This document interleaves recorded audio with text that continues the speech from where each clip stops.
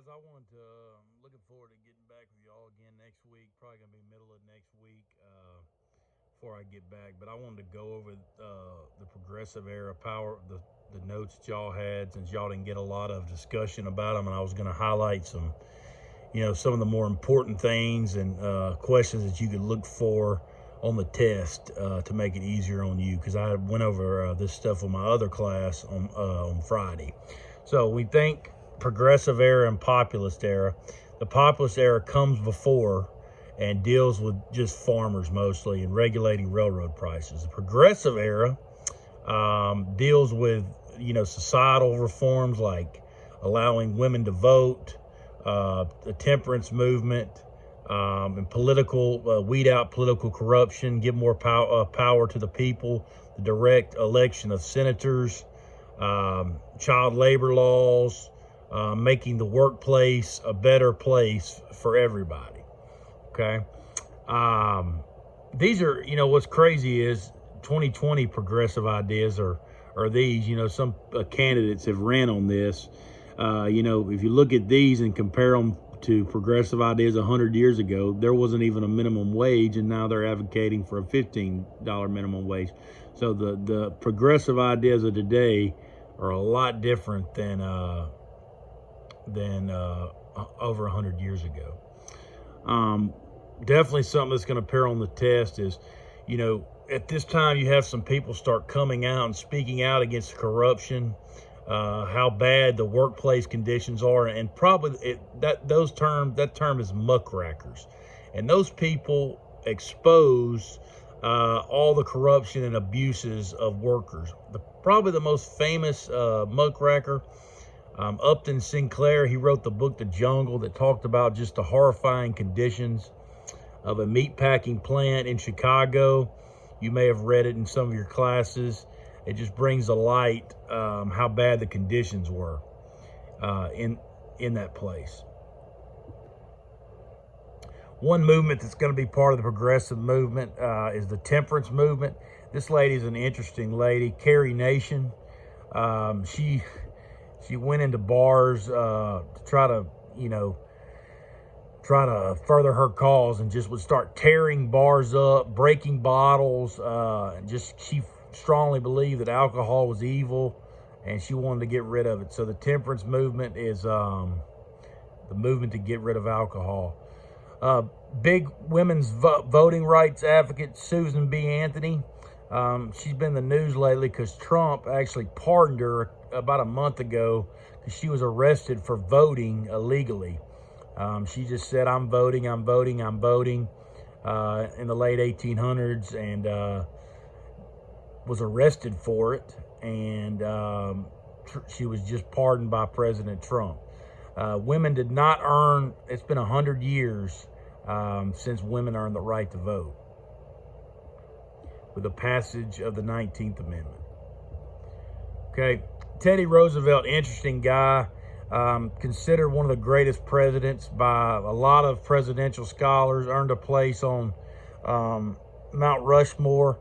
He fought in the Spanish-American War.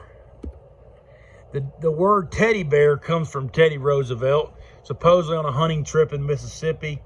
He was the only one in his group that hadn't killed a bear. Black bears used to be prevalent in that area, and they had one wounded and held up for him, and he said, no, I'm not going to shoot that. That's not a sporting behavior. So the name teddy bear comes from that. Was known to drink tons of coffee, had a ton of energy. But this guy is associated with the progressive era, has a lot of progressive ideas and under his watch. So some of these right here are some of the ideas that he comes up with. One thing that you need to know what the square deal is. The 3 C's: protecting the consumer. They're going to regulate prices on telegraphs, telephone costs, bust up monopolies, a trust buster, keep prices down, and conservation. A lot of the national parks were started and protected by Teddy Roosevelt. Okay, when Teddy Roosevelt actually became president when William McKinley was assassinated. He served one term on his own, and then he promised that he wasn't going to serve another one. So he handpicked another progressive buddy, Taft, who I think somebody had already said this in one of my classes. Yes, he did get stuck in the White House bathtub. That's what he's best known for. But he was a progressive, very much like Teddy Roosevelt, and he won the presidential election of 1908. However, Teddy Roosevelt, being the guy he is, sitting on the sidelines, in 1912, he decides to run. And he makes his own party, the Progressive Party, called the Bull Moose Party. One of the reasons why he got called a bull moose is he felt like he was as tough as a bull moose, and that shirt right there is was what he was wearing. He actually got shot giving a speech, a political speech, and continued with the speech. So that just shows you just the character and the toughness that this guy had. Taft, one of his progressive moves was regulating telephone and telegraph rates. So he's a progressive, very much like Roosevelt. Woodrow Wilson becomes president in 1912 because Taft and Roosevelt split the votes.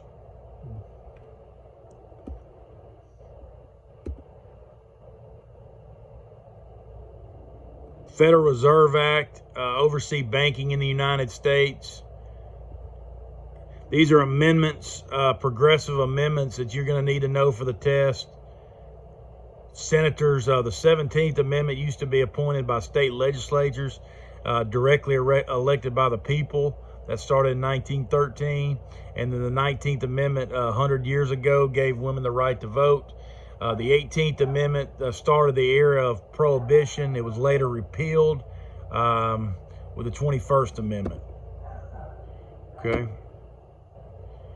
All right, so one big thing that's going on is Jim Crow laws in the South.